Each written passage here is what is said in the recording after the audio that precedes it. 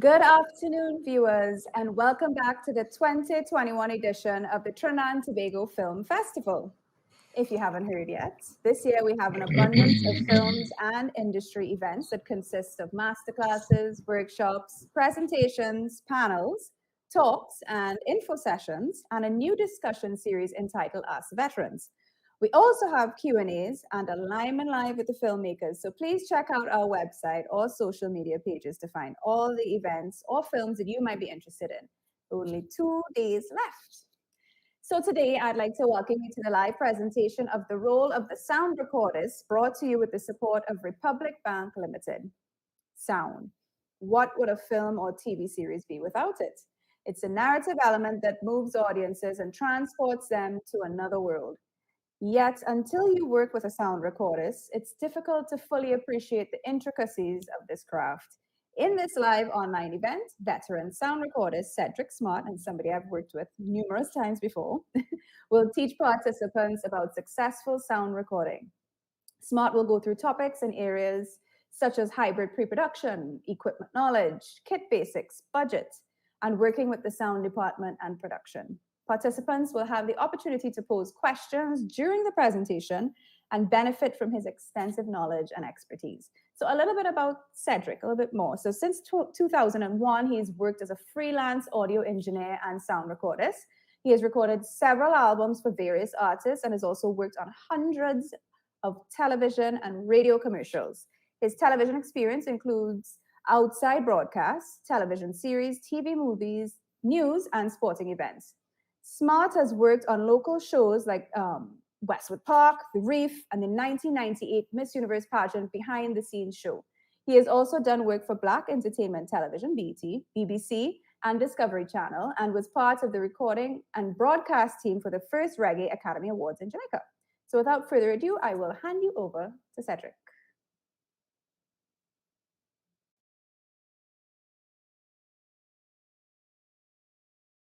And welcome to Production Sound. As Tennille said, I've been on a variety of productions, from TV to film, in studio productions as well. But today we're here to talk about film production and production sound. First, let me start by saying there's a misconception, I guess, with a lot of producers who think that sound only exists in terms of quality sound, only exists for the production sound recorders. Someone needs to follow the trail of what happens to that sound after it leaves the production sound mixer when it gets into post-production and that kind of thing. Although I was told not to talk about post-production, but it has to be mentioned at some point. Okay, let's get right into it. I will put up the topics that we're gonna get into. I'm not gonna spend too much time on it. At the end, you all could feel free to ask questions. In pre-production, first of all, let me just say there's pre-production, there's production, and there's post-production. Pre-production is when you as the sound recorder is supposed to get together with the director, producer, by extension, assistant director, and these folks to actually talk about the production and what they expect of you. It's no good to just go into the production with somebody calling you on the phone and saying, yeah, come and work on my movie for 5 days. I have 2 actors. That's not enough information. You need to, at least have some type of meeting. These days we have a lot of online meetings going on. So you can do that as well if you can't get out to wherever these folks are. As I said, in pre-production, you have to discuss expectations. That's very important. What these folks expect you to deliver, right? Budget is a very important thing as well. The hybrid production, and what I mean by hybrid production, I'm not sure where most of you all are logging in from, but in Trinidad and Tobago, for a long time now, we have quite a few productions overseas productions happening in Trinidad. Being foreign producers or local producers, local films, hiring foreign crew to come in, and you as a local sound mixer, how do you interface with these foreign folks coming in? They see productions a little bit differently to what I've noticed with how, well, me starting productions like in the 90s and that kind of thing. Expectations are a little bit different, right? So you need to watch out for that. Don't just say, hey, it's a foreign production. I get to work with Tom Cruise and think it's all good. You need to understand what these foreign productions ask for you as a sound mixer. I have sound coordinator, explain that as we go along. Work with the sound department.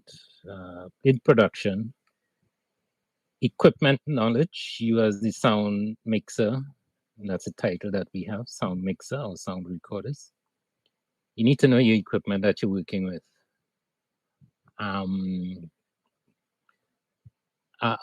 I've been on productions where, again, with crews coming into Trinidad, and they say, okay, I want you to use our equipment, not your equipment. Right? You need to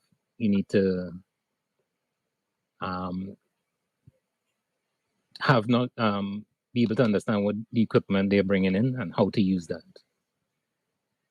Basics in our kits, duties, workflow, best practices. I think a lot of us tend to skip out on the best practices and industry standards in terms of sound in the space that I occupy.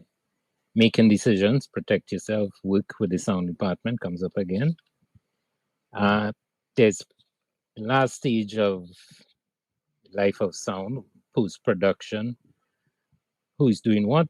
The visiting sound mixer, guide, tips, and then we have some type of discussion at the end. All right. So, first thing we have in pre-production, I have a pre-plan, which is, I mentioned it, meetings. You have to go to the meetings, okay? And at the meetings, you have to bring up questions in terms of why are you all hiring me? I'm a sound recordist. Yes, I'm supposed to record dialogue between a bunch of actors. What else would you want in terms of, you might have equipment needs that might seem outside of what I would usually bring to a production. I need to know that at this point in time, not when you get to set. Okay. Location scout, another important topic. A bunch of us know that, but I think I'm addressing mostly people who are just starting out in production audio. You have to visit the location. What I have done lately, again, because of this, we're in a world of COVID now, right? I wasn't able to go to a location for production like a month ago. And I asked the DP, he had his camera phone. We were doing like a Zoom video. And he would like pan it around the location for me to see what's around. I actually got a good sense of the space because I could hear his voice in different spaces. And I could tell with certain things, just seeing, certain spaces, what might pop up. Example, he showed me a video of a pool that we're going to be shooting at. So I was asking him, beyond the pool, is there like a grassy area? Rain is falling. So around rainy season, we tend to have like a lot of those small frogs just chirping away, and crickets, or mostly frogs, just chirping away because of the small swamps that fall when rain falls. All right, so location, scout your location, look for any possibility of noise happening, and I will define noise. Anything that is happening that is not dialogue that you want to capture. Okay, even at some point, actors walking on a floor, hard surface, with hard shoes. In the first instance, we consider that noise because it may be fighting with the dialogue as you try to record. You know, if an actor is walking and talking on a hard surface. So that becomes noise for us. In the second instance, you would probably want to go back and capture that at some point because it is part of the movie and it gives the listener a sense of the space that the actors are in. So you don't totally eliminate it. But in dialogue recording, if we are recording dialogue, everything for us, once it's not an action on screen or it might be a slap that happens in dialogue, that's fine. Everything else we consider it a noise because it will compete with the dialogue. Location scout. Again, example, you get into an interior, you're shooting a scene in a kitchen, probably a living room. The biggest offender in kitchens is the refrigerator. You would need to unplug that refrigerator. You get into the living room space. The living room space might be noise coming in from outside. You'd probably want to close all windows, all doors.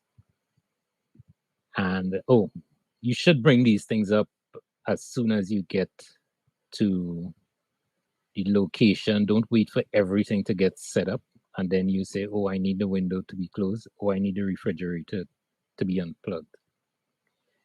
Why? The DP at that point could have said, you know what? Let's have the actor go to the fridge, open it, and pull some stuff out. The fridge has a light. If you unplug it, there will be no light. And he'd probably have to change that shot or maybe unwilling to change that shot at that point in time. All of these things you have to be on top of and present them early. So if other departments have to, try and, if they're willing to help you, they have to try and find solutions to that. The windows, again, who knows? They may be shooting a light through the window. So discuss, you would probably need that the window closed. How are we going to achieve that?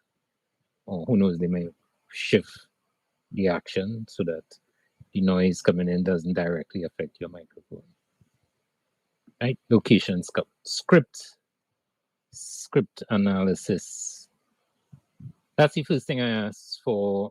Well, after the meeting goes well and you say yes and they say yes, we would like to have you. And all the other stuff is worked out. Script analysis is something I get into right away. Script analysis would mean, you getting the script and going through it, from opening scene to feed out. The first thing that I try to get a sense of is what is the biggest dialogue scenes, which means the amount of actors talking in one scene. That gives me a sense of how many individual microphones to bring for that production. Right? What would be my top number in terms of radio microphones to bring to that production? I also look for stuff like where's stuff going to happen, driving scenes. That's a special setup. You may need to take your whole kit into the car. I think once I rode in a trunk of a car, which is not going to happen again. Or you could put your kit in the car. A couple of times, director, myself, I think even DP squashed up in the back seat of a vehicle while shooting the actors in the front scene. Okay, so you need to work out how you're going to deal with that logistic in terms of being mobile and on the road. You won't be able to operate a boom because there's no space for that. So you may need to rig the car. And to rig the car, you'll need special accessories to maybe clamp microphones in various places and that kind of thing. Okay. Another thing I look for is, are we going to be working on water? Are we going to be shooting two actors in a boat? You know, are they going to be running through the forest? And as the recordist and boom operator, would either of us need to be chasing after these people as well? Okay, so all of these things you have to go through the script to see how that happens. Are the actors going to be one of them? Are they, going to be partially naked at the top? Let's say like a male actor, and usually we like to put microphones on the actor inside of their clothing, kind of thing. If they don't have on anything on top, like a beach scene. If any of you remember Baywatch, I think there's a movie. There's quite a bit of scenes on the beach, but the male actors don't wear any top. You can't put a microphone on that person. So all of these little things you have to look out for in the script. And at that point in time, that's when you have to say, well, okay, I have enough equipment to cover this, or, oh, I may need to get extra equipment for this scene, or I don't have this type of gear to cover that. That's where all of that comes in. And in fact, the script analysis actually gives me a budget for that production. Because at that point, that's when I'm able to figure out, do I have the equipment or would I need extra equipment? Ask about camera crew and gear. This is a recent lesson for me, like maybe 6 years ago, when I say recent. Because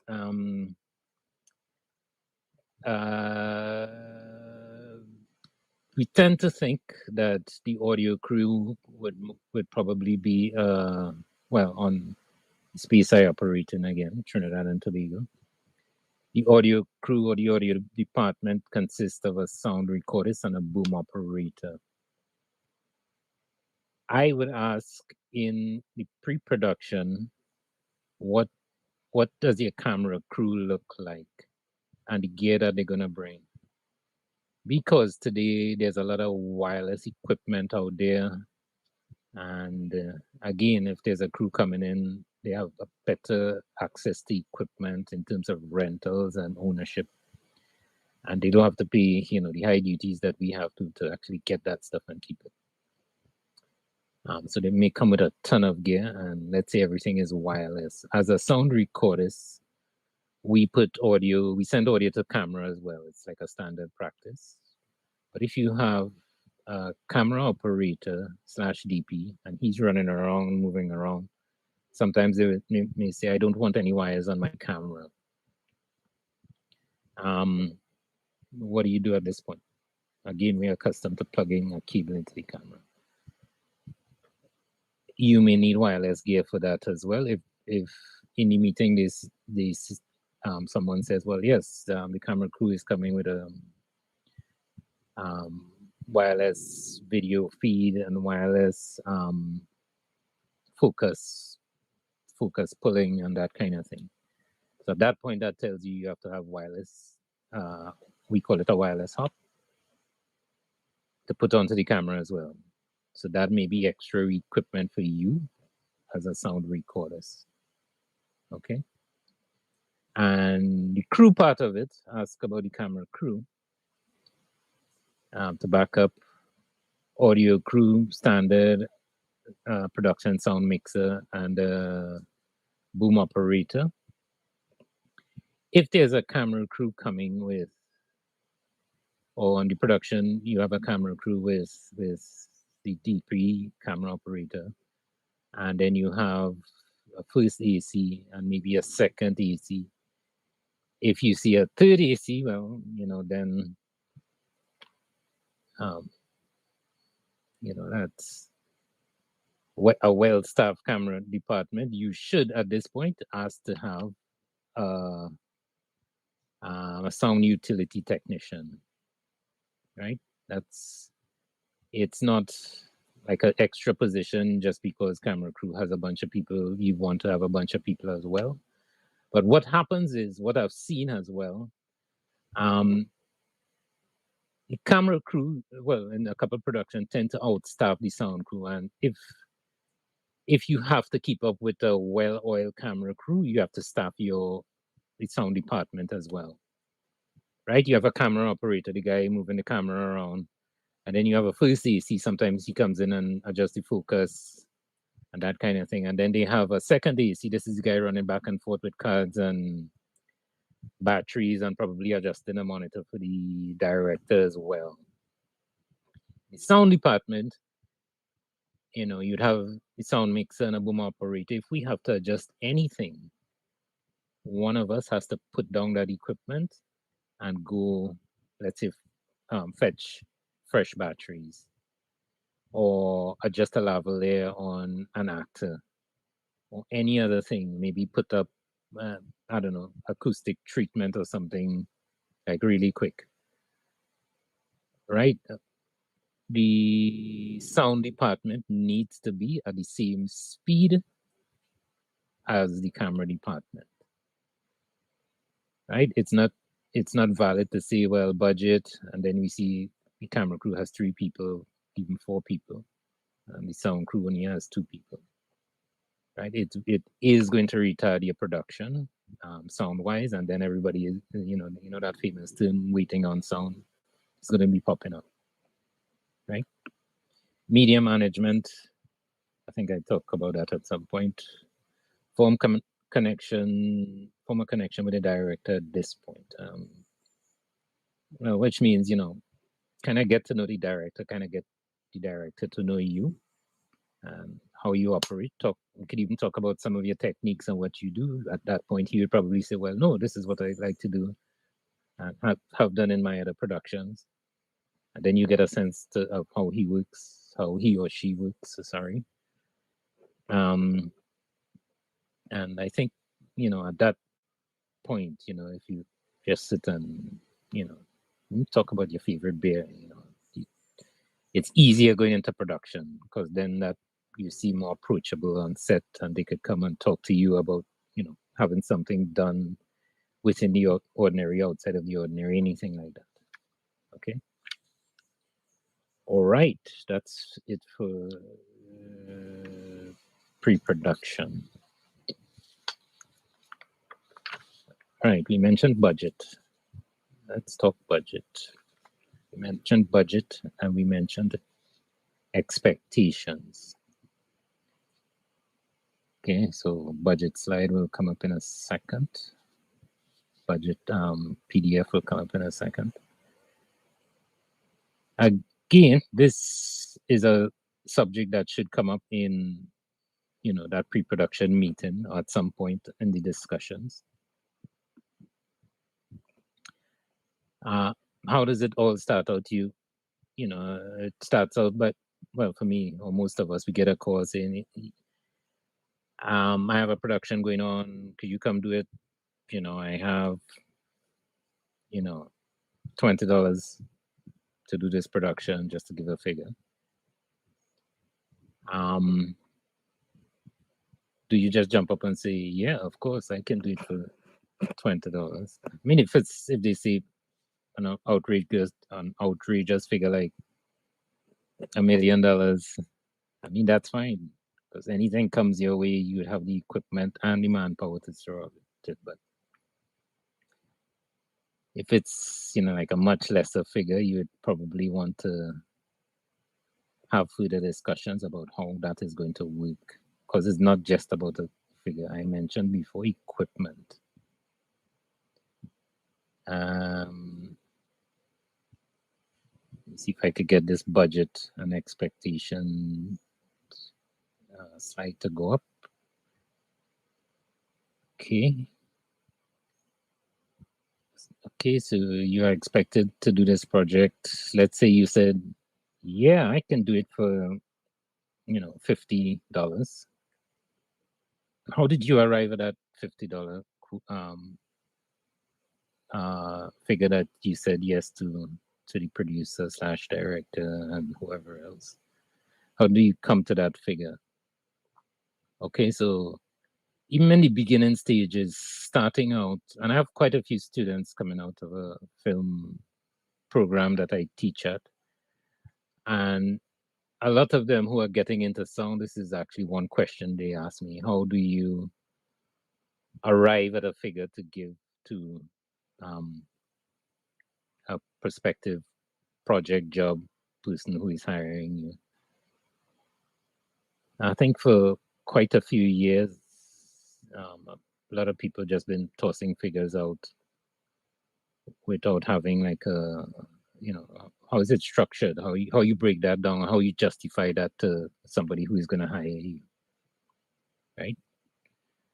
Let me just back up and say about my trajectory into how I started and where I'm at right now in terms of budgeting, equipment, and even the techniques that I've used. I've always like followed sound mixers, production. Before the whole online thing on YouTube, there used to be like Sound Recordist. They used to put out like a lot of documents. When they work on a production, they'll type it up, they'll include pictures. Well, this is what I did, and this is the equipment I use. This is how I. So a lot of my techniques and how I record, and I've kind of used their examples and how they get into productions, and that's the techniques I've adopted. To get into costing jobs as well, I've also used that as a benchmark to arrive at a good working figure to present to the the director, producer, whoever is going to be hiring you. So you got a production and you said, yes, I can do it for whatever the figure is. What happens while in production? Let's say two of your microphones stop working. It's no one's fault. It's electronics. Stuff happens.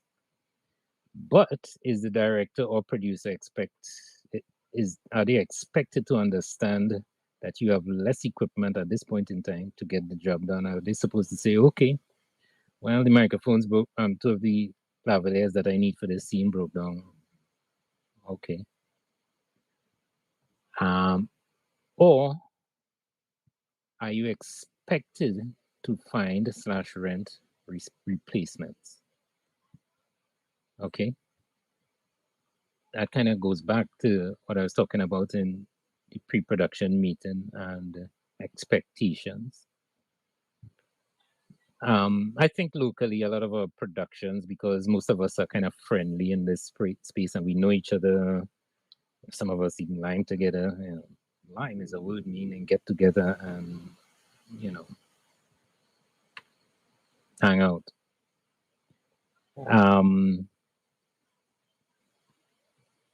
Because we are so close together in this country, some of this stuff has happened. It's happened to me as well.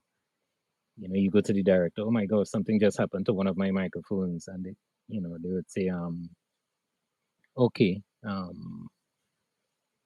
A lot of our producers tend to be very gracious. And they say, okay, but how would we finish the scene? How would we get it done?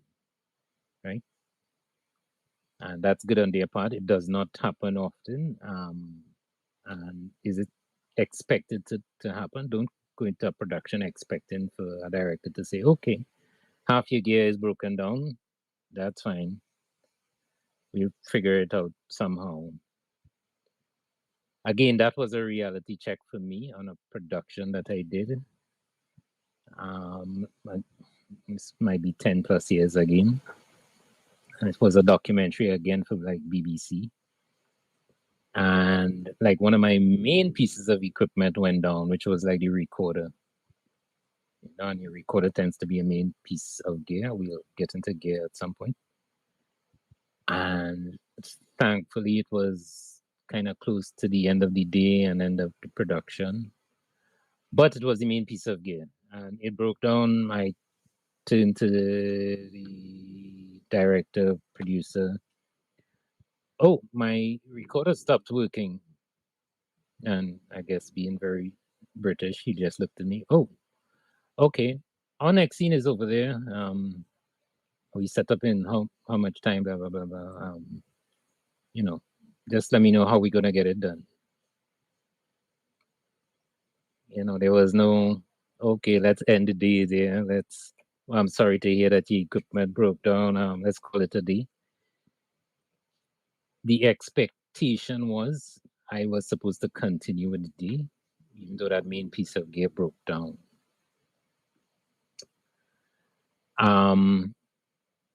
Thankfully, at that point in time, I kind of started working.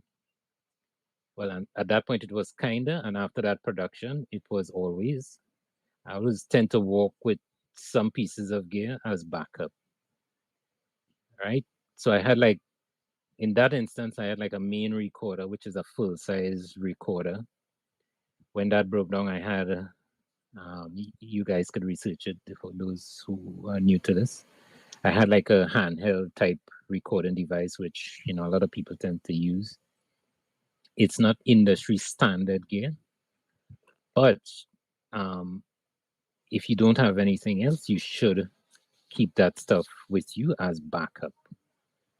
And that is how I was able to get into that. That is how I was able to finish that production. Not having my main recorder. Okay.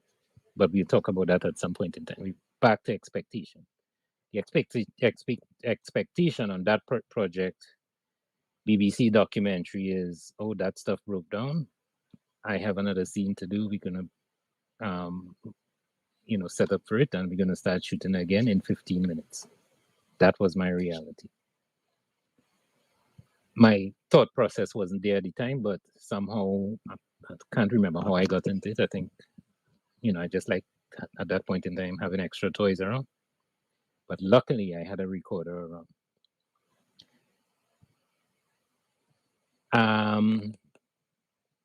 It is important that the sound department have a clear understanding of the needs of productions, foreign and local. Okay. So going back to the budgeting, it may not be prudent at, opening these discussions. Somebody says, okay, I have a production, I have $100, and it may sound like a nice figure to you to get into the production and get that $100. But what do they expect? Okay, do they expect for you to have all the actors might in that particular scene, or were you thinking about going in and just using your fishbowl and picking up all the actors? You probably done it with success in the past, but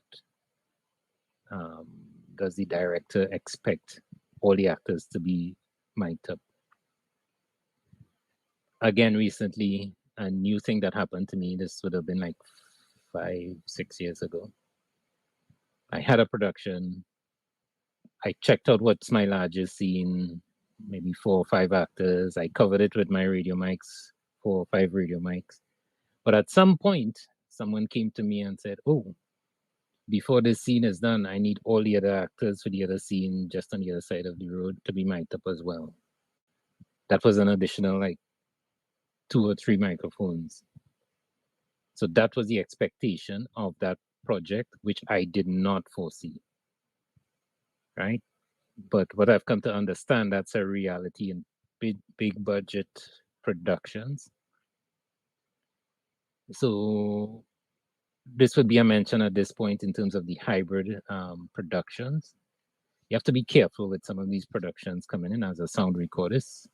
You may have that expectation, it is the Hollywood expectation coming into your space, in a local space. And if they come in with the expectation that, the other 5 actors were about to go on in another setup, let's say just across the road, they need them mic'd up. All of that has to be worked out in pre-production and that initial meeting or several meetings down the road. The initial meeting might just be people getting together and saying hi and yeah, let's do this, hooray, hooray. But you have to talk in depth in whoever is controlling these elements in terms of who is getting mic'd up and that kind of thing. Sometimes it may not be the producer who's going to discuss budget with you. It may not be the director, who knows, but bring that question up. Okay, what do you expect of me? Okay, so don't just be quick to say, yes, I will do it for whatever the amount of money is. Talk in depth in terms of the equipment costs. My cost structure is there's an equipment cost, which I may have to rent extra gear. And there's a separate cost / fee for my skill set and my being on set for that period of time. So it's easy for me to come up with a figure most times.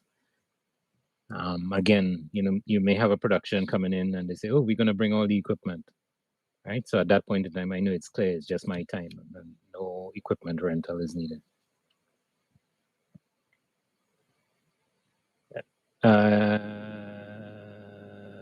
The equipment requirements are usually, okay. This is something to mention now again with the hybrid productions. If I go down to the bottom of the page, the equipment requirements are usually different.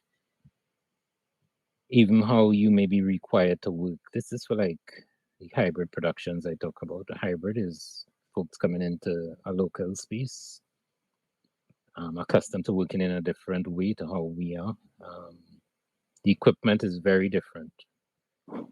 The equipment I could get away with working in like on a local production. I may not be able to use it on a foreign production.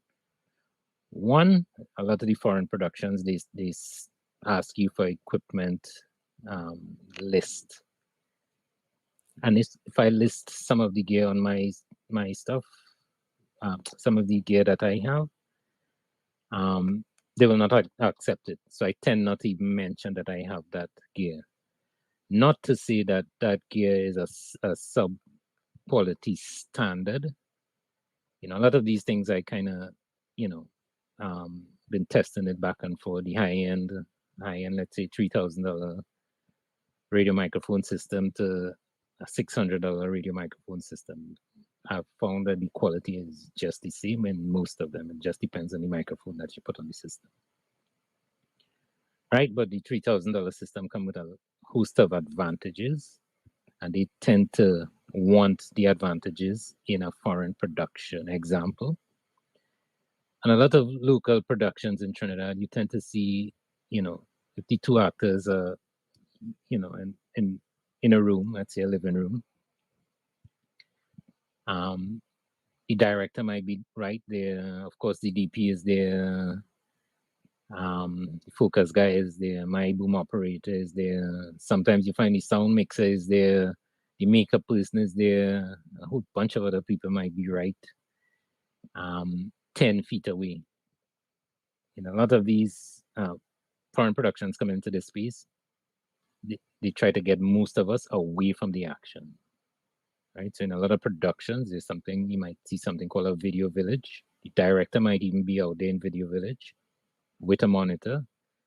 And again, this is, I would have to provide him with a listening device for him to actually hear what's going on in the house, in that next room and where the scene is being shot. He might be in another room.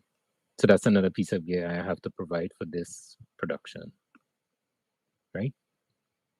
So the equipment I have to get, example, wireless equipment, it has to be,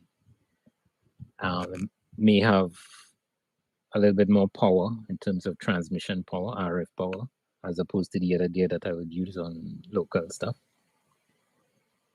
And yeah, I would have to be able to work from in a different space and not be right there to see the action and everything, right? So how you work and the equipment that you use is a little bit different when you're working with folks coming in. So again, if you're presented with a foreign crew coming into this space, again, Trinidad and Tobago, I'm not sure where everybody's from, listening from. You need to get into how they work and what they would want. So saying yes to that budget up front without doing a deep dive may not be in your best interest. as a production sound recordist. All right, let me move swiftly along here. The equipment knowledge. As a production sound recordist, you need to know your gear. Okay, you need to know your gear inside out. Is it, you know, a lot of us tend to get caught up in some of the fancy features, but you need to get into, is it gonna shut down if it gets too hot outside? And we've been having some extreme temperatures recently, right? Is it gonna shut down in extreme temperatures and direct sunlight? And a lot of scenes happen outdoors in the burning sunlight, right? So spec sheets are very important. That's the specifications of the equipment. Oh, sorry, I didn't put together a PDF of some of the sites I go to kind of get into some of that. But for sound recorders like myself, that's the first thing we get into in terms of the specs. You know, go past the advertisements saying, "Oh, look at this new recorder and this new microphone." Is this? Half the time we don't even look at it. We just get into the specs of that particular piece of equipment. You know, even cables, we look at cables as well too, right? Do you really need that expensive high-end gear? I think a lot of times people get caught up in the fancy, and again, a lot of these advertisements tend to kind of twist stuff around for you to, and you may think, well, oh, this piece of gear is really good for like almost everything. Plus the expensive gear, if you're just starting out, but if you have the money to purchase the expensive gear, well, probably go for it, but it may not make sense if you're not getting the work to kind of pay back for the gear that you just purchased. Again, in a Trinidad and Tobago space, because when you purchase a $1,000 piece of gear, we have to pay like a 50% duty, import tax, and all that good stuff on top of that piece of gear. So look at that to see if is that piece of gear going to pay back, and equipment tends to be changing a lot quite quickly these days. Do you really need that expensive high-end piece of gear? What are you doing right now? Are you just starting out? Are you handling the big budget movies or even mid-budget movies where you would probably need to have that expensive gear? Are you just coming out of a film program, university film program, or whatever film program? Or you're just starting out experimenting? Are you doing corporate videos or working with corporate people who produce corporate videos, and you're going in as the sound recordist for, you know, some company doing their in-house video? Do you need expensive gear for that? My answer would be no. A lot of this semi-pro gear would work just fine for some of these other projects. Again, you know, you're going to do a corporate video for the telephone company or something like that, where the branch manager is talking about projections that we made millions of dollars last year, blah, blah, blah, blah, blah. You don't need high-end gear for that, right? Especially with the way how we work as well. You know, going back to, you know, all of us tend to be in the same space. You know, it's no scene to just have you there as the sound recordist while the person is talking with, let's say, a lavalier microphone on, right? So you don't necessarily need high-end gear if you're just starting out, and slash type of productions that you're on. If, you know, you're just starting out, let's say you have tremendous sound knowledge and the director producer knows that, and they're hiring you to do, you know, some high-end project, you know, they're going to be running through the bushes. different setups in different locations. They're going to be shooting with high-end cameras and that kind of thing. You would probably want to look at the expensive gear at this point in time, and not because it's just expensive gear, because they couldn't deliver high-end expectations. High-end expectation means you're out there running around in the forest. Moisture. You know, some of the cheaper gear can't handle moisture. Some of the cheaper gear can't handle. Oh, let me just plug at one point at this point. Sound equipment. Once upon a time, we could have judged quality of sound equipment by the way it sounds. Not anymore, right? To me, well, especially like microphones, maybe a little bit of headphones as well, but mostly microphones and recorders. This stuff, most of them tend to sound pretty good and close to really good, you know. So don't just go to a store. And I've seen it locally. I've been into local stores, and they go into the store, you know, the salesperson hand them the microphone and they say, yeah, listen to it, and gives them some headphones, or there's a speaker set up in the store. And the guy goes, 1, 2, 1, 2, testing one, and everybody's, oh yeah, that sounds really good, right? Don't judge that piece of gear by it sounds really good. One, in the store, they could have tweaked that speaker so that it sounds really good.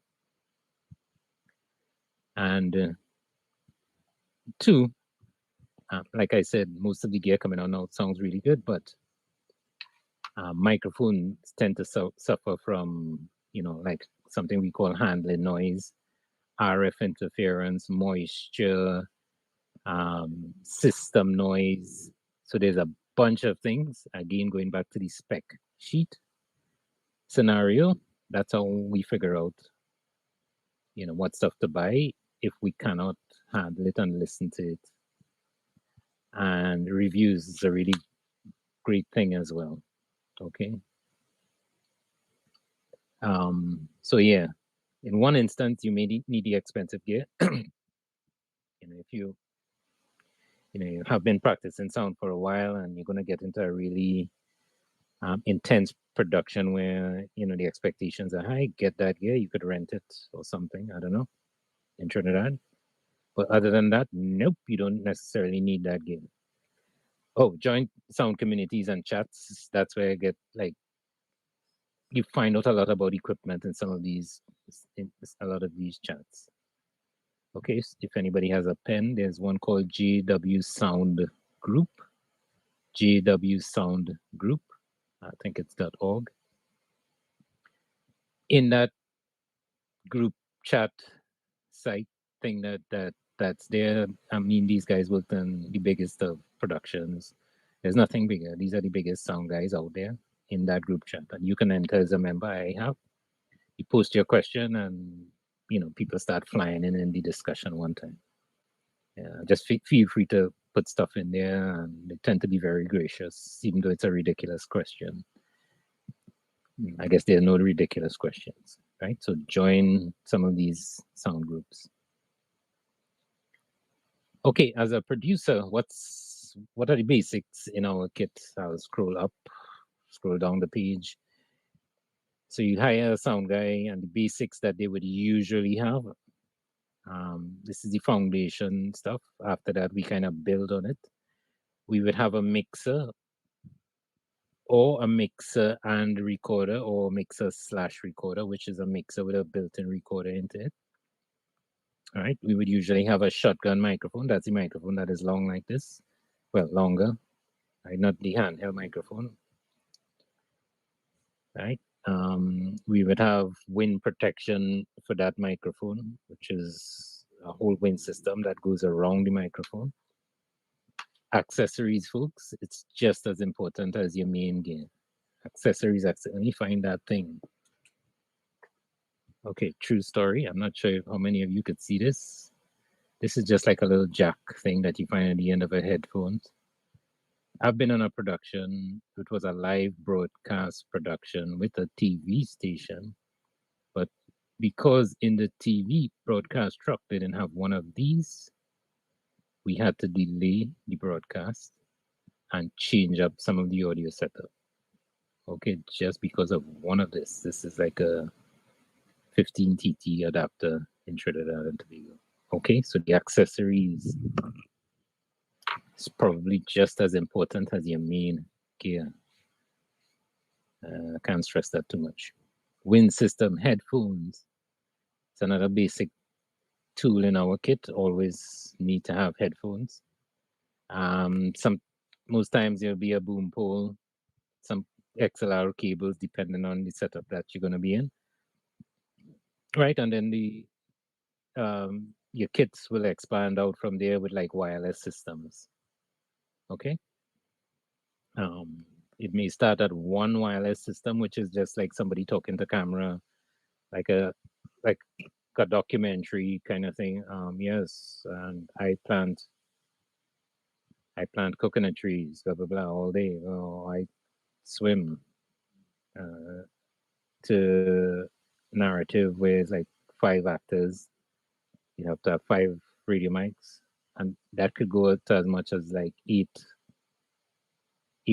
wireless systems, 10 wireless systems in your kit that you have to walk around with. Okay, so it expands, and there's way more gear, but I'll just leave it at that for now. You could ask me questions after. What else is in there?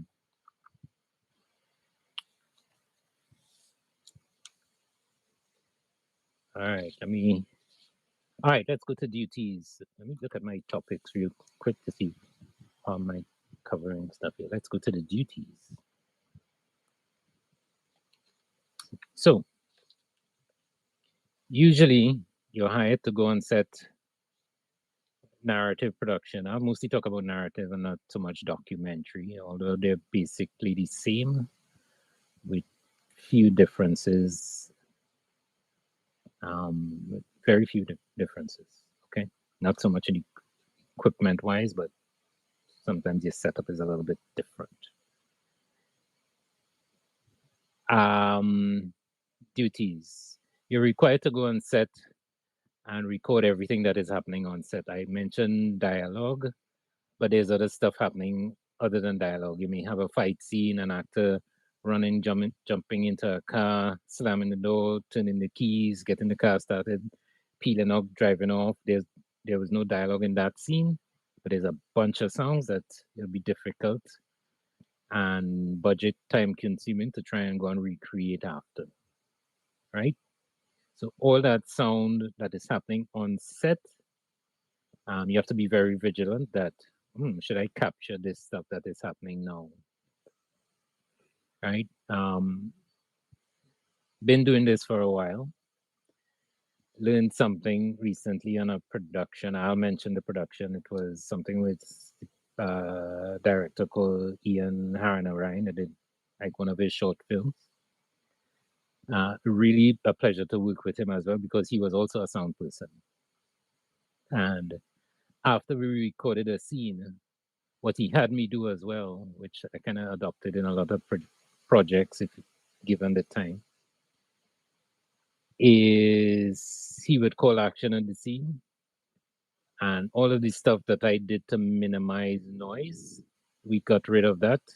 Example, if there's a teacup going down on a table, I used to put padding at the bottom of the teacup so it didn't make that loud bang. So just put down kind of softly. We took that off. We took padding off of the heels and shoes of people. We tried to quiet like plastic bags and that kind of thing. Paper bags. Sometimes if you have a paper bag, you could spray it with mist water and quiet down the paper bag. We had a nice crispy bag and everything.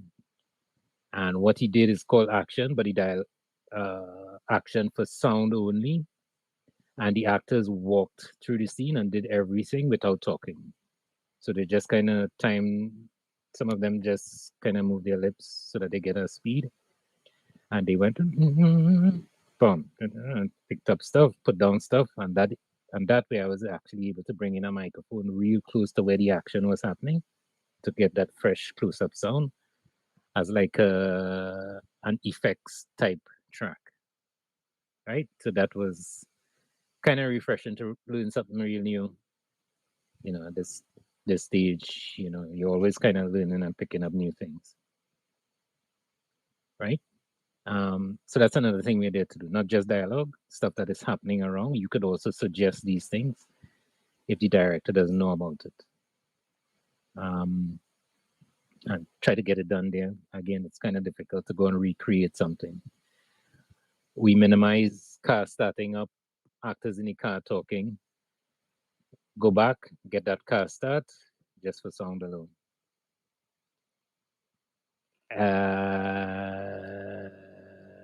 Okay. Have most of your kits set up the day before. What I'm guilty of it way back when, you know, you get on set, that's when you start setting up most of your stuff.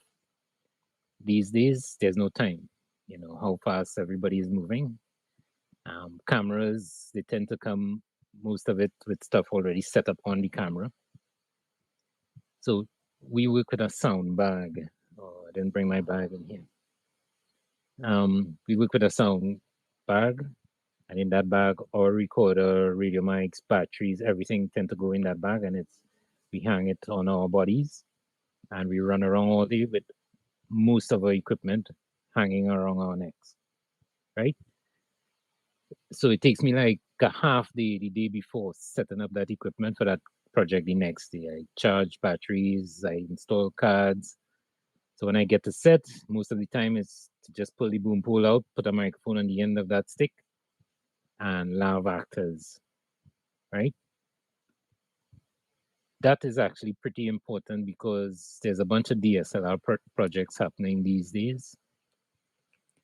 And DSLR guys, especially if it's an outdoor scene, they're just gonna run out there with a camera, some gear in the front of it, slap a battery in it, and might be 2 reflector boards or 1 reflector boards. Oh, let's get the actor out there. Oh, the light looks good right now. Let's try and shoot it right now. It may be an unscheduled thing, even before actual shooting time, right? You're not gonna look that cool, professional, whatever it is, if you're not kind of close to being ready to capture that. Okay. After you record on set, you have to be careful with, you know, your recorded material we record on flashcards these days. You know, we call it dailies. Camera department, after they shoot, they record on cards, they send it off to something called DIT. That's a guy sitting in a corner with a monitor, and he's just ingesting all that recorded material onto drives. Okay. So they may ask for yours during the day or after the day is done.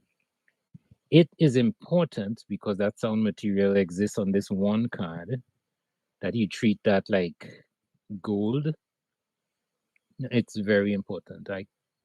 Again, I have classes and students that I mentioned this to, and I talked to them at some point in time. They beat around, then they eventually tell me, well, we lost all the sound. We gave it to X person, he forgot it in his pocket. He went home with it and tossed his jeans in the washing machine. I've heard a bunch of stories like that. If you can't take this card yourself, you're to the DIT person. Most times these guys are pretty good. They come to you and ask for the cards. Put it in the DIT person's hand. Don't hand it in a PA's or PA or whoever else is, oh, you're going across that way, just drop this card off for me. Something can happen along the way. You can jump into discussion about something, get called back to his duties, and your card is suffering, and the information of the day is suffering as well. Always monitor the work of other departments happening. Oh, a bunch of this stuff is pretty important, you know. On bigger productions, I kind of hardly see it happens. It's happening, you know, recently, but you see it a lot on bigger productions. Bigger meaning they hire an electrical department and a generator for the electrical department. Okay. If I know all of this is going on, it says monitor the department. I try to find out what the electrical department is doing.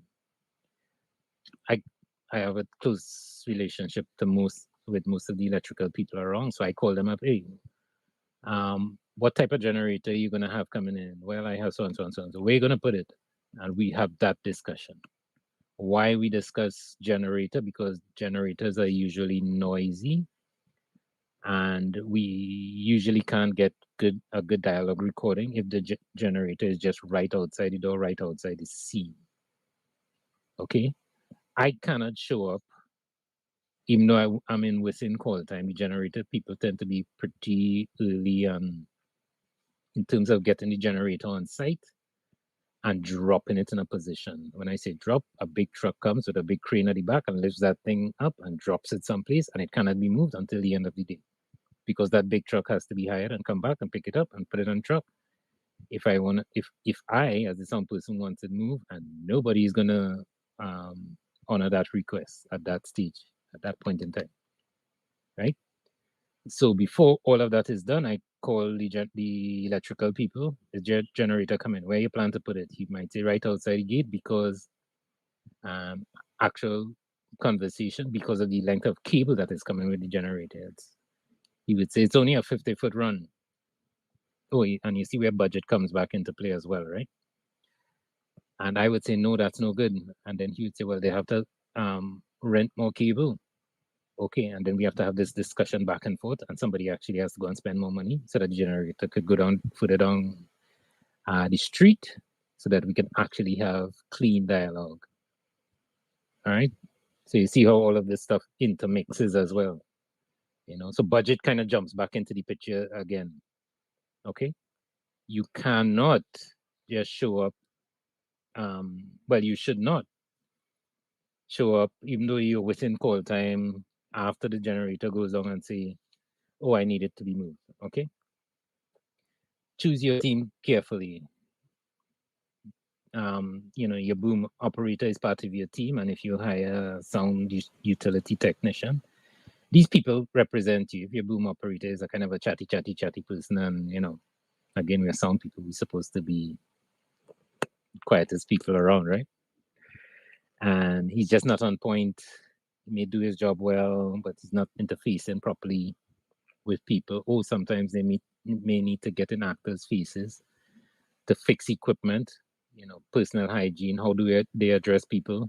Do they just come up on people and, yeah, I need to fix your microphone, and just start grabbing at people's clothes? Choose your team carefully, because they represent you. Keep an eye on the DP and director. The DP and the director usually tend to be people who are pretty close and work together in a million projects before, so they have that synergy, and they just do. And sometimes they forget that there's a sound guy there who needs that same amount of information at that particular point in time. When they decide, well, yeah, let's change the shot, and it has happened to me. Right now you're getting a lot of my experiences. It has happened to me where I've been on production.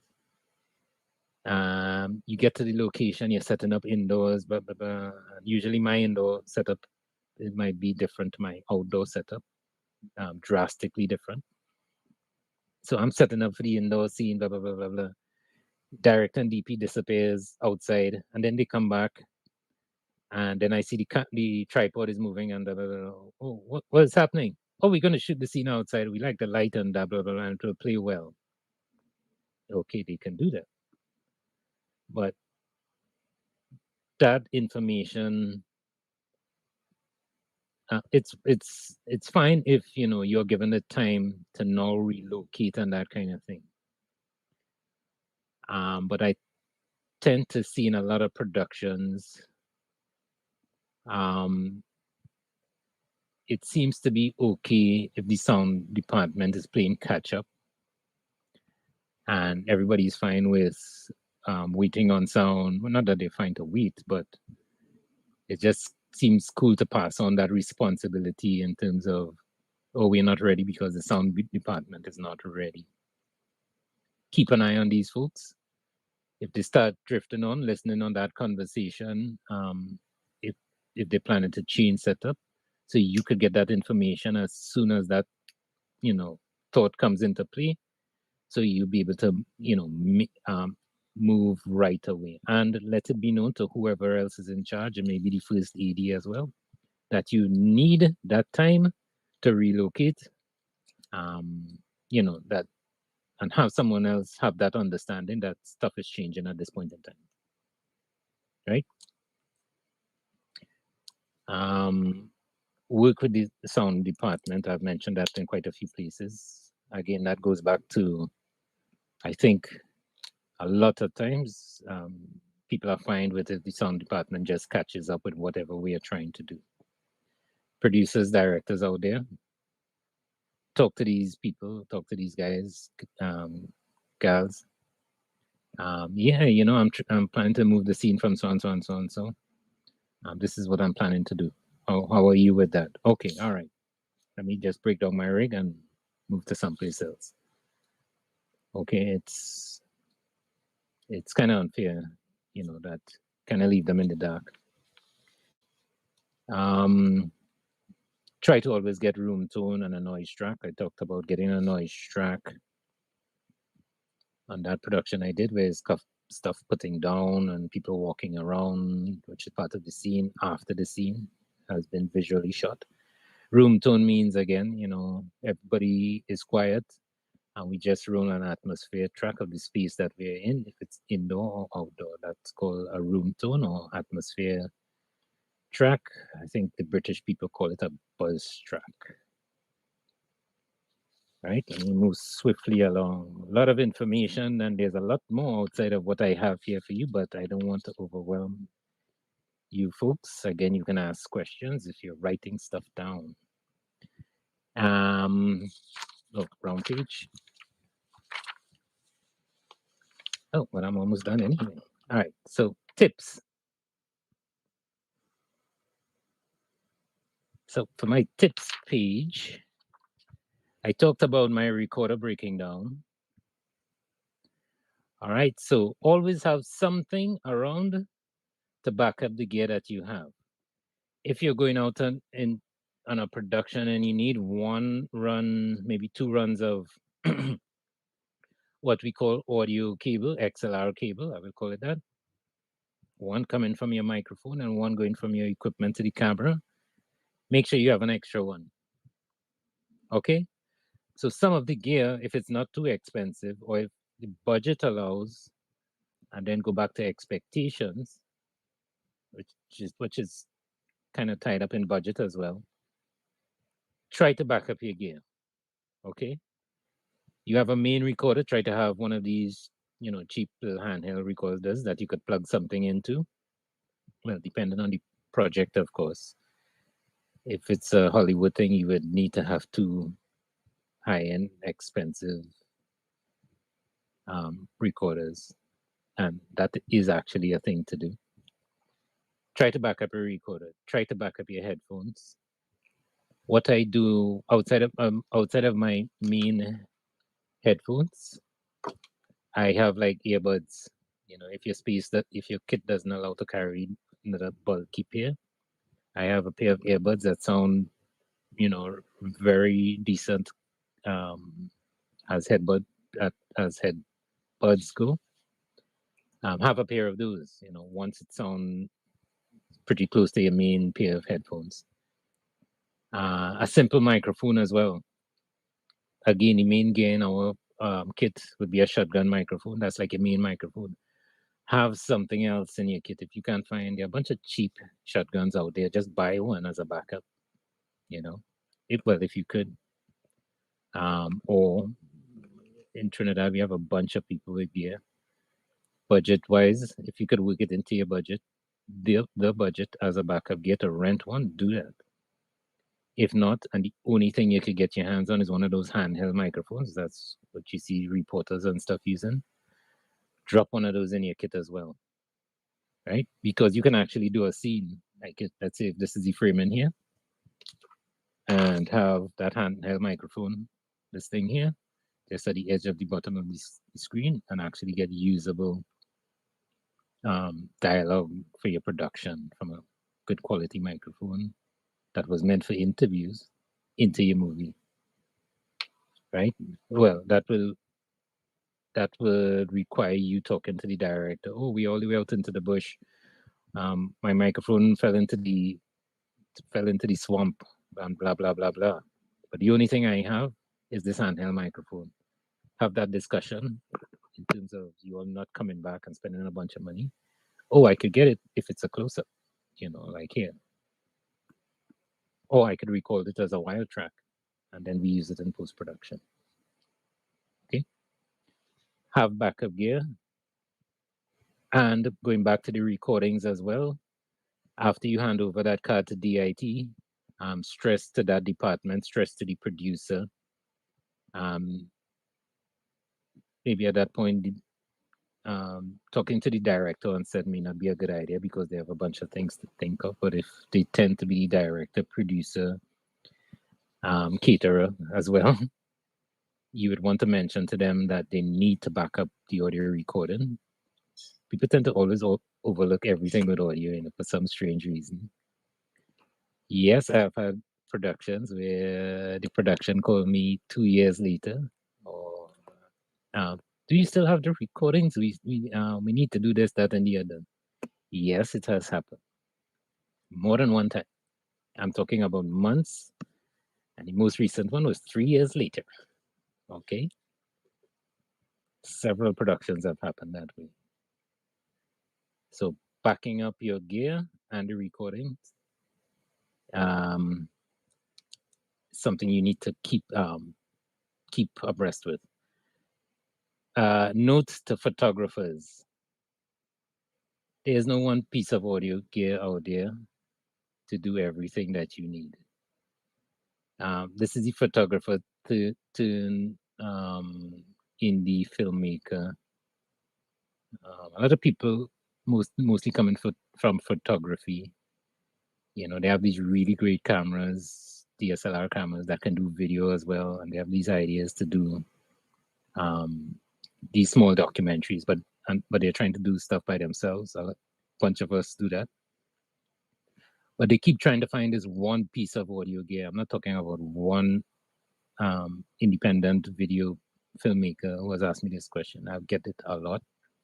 They keep trying to find this one piece of audio gear that will satisfy all their needs. It does not exist.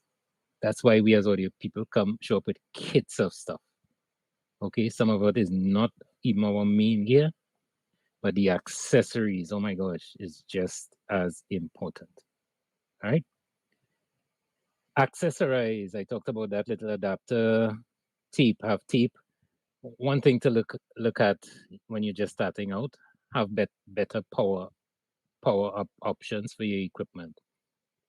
A lot of the equipment, especially like your main recorder, mixer, has like an external in. Look into that if you're just starting out. We tend, as production sound people, our gear gives us the ability to never ever see, oh, I have 13 minutes, then never ever see, oh, let's hold on a second, I need to change batteries. Okay, that's because we have power covered.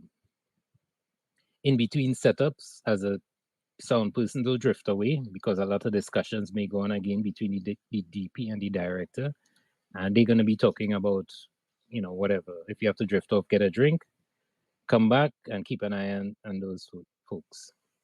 Another tip: don't give into I am hot, which is, you're working in an air conditioned space, the air conditioning is on.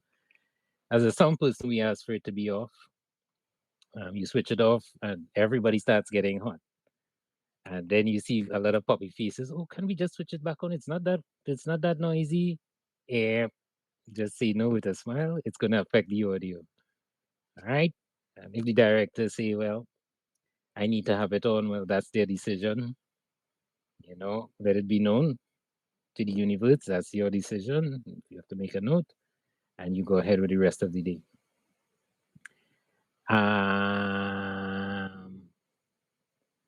Shotgun microphone is usually a champion microphone. Okay, that's the microphone that you hang on the pole and you point it at the actors. Again, a note for directors as well. This is where we get the best sonic response from a microphone. Directors will ask, "Oh, didn't you put a lavalier microphone on them?" Yeah. If you notice, with a lot of productions, we tend to be fussing with these microphones a lot. You know, we have to come in and fix it every so often. You know, it may fall because of tape. There's a clothing rustle. But in terms of sound quality and getting away from all of that other stuff, you know, the champion microphone is usually this microphone. Why I mentioned that, I've noticed in some productions, when you get this microphone to really come into play is not in a wide shot or not in a wide medium. Okay, we need for this microphone to be like in a medium or most times in a close-up shot. You know, a shot probably with this framing that I'm in right now, this is where these microphones really shine. Okay. Just so that you know, as a director, that's where your sound quality lies, in that microphone. And usually we get it in that side shot because the spaces are usually a space that visually is chosen for its aesthetics and not so much its sound quality. And it's hard to find a really quiet space because we tend to use mostly locations and not a sound stage / set that is quiet, and the microphone could go higher.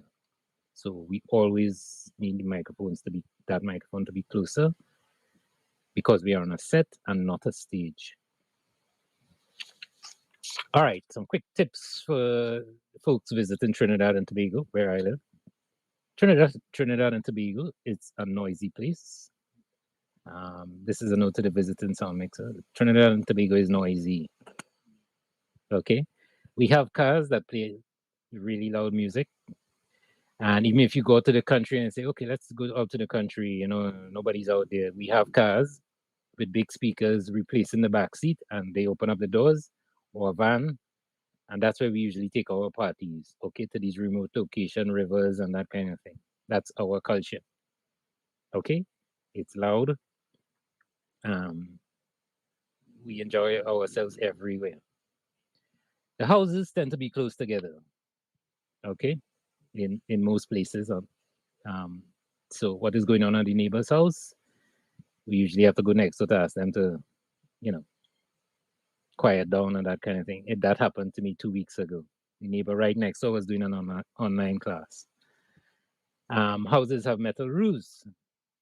If you know, even though there's a slight rain and you're trying to do stuff indoors, you're gonna get that metal roof with the raindrops on it. People say we are shooting indoors, the rain is fine. No, it's not fine. Metal roofs. Indoors, hard concrete walls, it's very reflective as well. Dogs, we have a lot of dogs with you foreign folks who keep your dogs inside. Our dogs are outside and they keep barking. Anything rolls up on the street, the generator guy that is coming to put down that generator, the dog is gonna keep barking all day. And it's not when the phenomenon that happens when one dog barks, the whole street of dog barks. Okay. Music in the hood.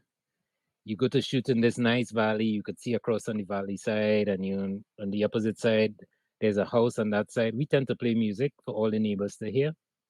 Okay, so the house on the opposite side will be playing music for everyone to hear. Okay, our cars have loud mufflers as well. And at the bottom of my tips for the sound people who are visiting, our radio microphone frequencies, we haven't gotten rid of a bunch of frequencies in the lower 700, 698 megahertz to 746. Sound recorders people will understand what I'm talking about. Those frequencies, we no longer can use them. Within the 800 megahertz, you no longer can use that. And some frequencies before 2.4 gigahertz, you could visit our website at tatt.org That's the Trinidad and Tobago Telecommunications Authority. You can download a PDF on the frequencies that were not taken from us. All right, and to close, I was told to not talk about post-production, but I have to mention post-production. Sound does not exist with the sound recordist on set alone. There's that misconception. I have worked on a bunch of production where the sound after it's recorded, it goes to, hats off to some of my video guys here. But a lot of video editing people would not have the sound tools that we have as audio post-production guys. I do post-production as well. And there are a bunch of post guys around as well. We buy these software and we know the basics of sound to handle post-production audio. I've worked with, true story again, a bunch of crews. One to mention, a crew from Texas. I did a production. They went to a local sound house here to digest all the information. I got a call at some point after. Oh, all the audio is bad. What did you do? Blah, blah, blah. I said, okay, give me a minute. I was in town at that time. I picked up a pair of my headphones and I went to the location and they went to the video station to play back. I said, no, I need to hear my tapes. But we have it here. No, I need my tapes. They put my tape in and the audio was fine. Oh, but how gonna... I understood what happened even before I got there, but I just needed to be there. All that to say is, in post-production, the audio can, and I've noticed it does get messed up as well. Production sound is like we are just, we are catching a raw fish and handing it over to post-production, right? You don't eat raw fish, someone has to prepare it. So that is what happens in post-production. They prepare that material. Okay? Appoint someone to oversee the audio. Video tends to follow the stream. If it's 4K, it's going to go 4K. It's going to go 4K. I've noticed audio, if I record 48 kilohertz, it ends up as 16 bits or something that I've not recorded, which does not sit well with most audio people in post-production. Okay? Thank you very much. And I think Tennille is going to come back at some point. Short discussion to wrap up. Hi. Yes, I know we're running out of time, but I do have a couple quick questions for you. It's very funny you're talking about sound and the galvanized roofs and that it's pouring rain right now. I don't know if you can hear it through here. And you can hear it. I'm hearing it. So speaking of the noise, right? So how do you work around noisy Trinidad? Let's put it that way. What are ways that one can work around that? Like, how would you work around that on a set? Is it you have to prepare for it in pre-production and... Not necessarily. I think what needs to happen a lot of times is the director / producer, which happens in Trinidad and Tobago. There needs to be a discussion, not so much in, not so much, it's noisy or whatever it is. How is it for you? Me as the sound guy, no, it's not good. How could we now move on with a scene or maybe change something in order for this to be good with us? Right, you have to adapt. Adapt, which has happened in a production. We were shooting, I think, in Paramin. And there was a scene, the actor was sitting there talking, and it started to rain, pour. But I could still, the information was still fairly intelligible. I could still understand what the person was saying. Right. So the discussion I had with the director, okay, there's an open window. Let's tilt it a little bit this way where we could see the actor and the drops coming down outside. Yeah. Right. So if we see it, instead of saying we could fix it in post, which yes and no, you can fix some of this stuff in post. But when you go integrate it into the story instead. Yeah, it's better to try and you get I think you get a more dynamic soundtrack. I'm not necessarily going for always. Well, for me personally, it's not my productions, but I think productions need to have, nice, clean dialogue, and sometimes it needs to be messed up a little bit with some kind of control. It gives it a sense of realism.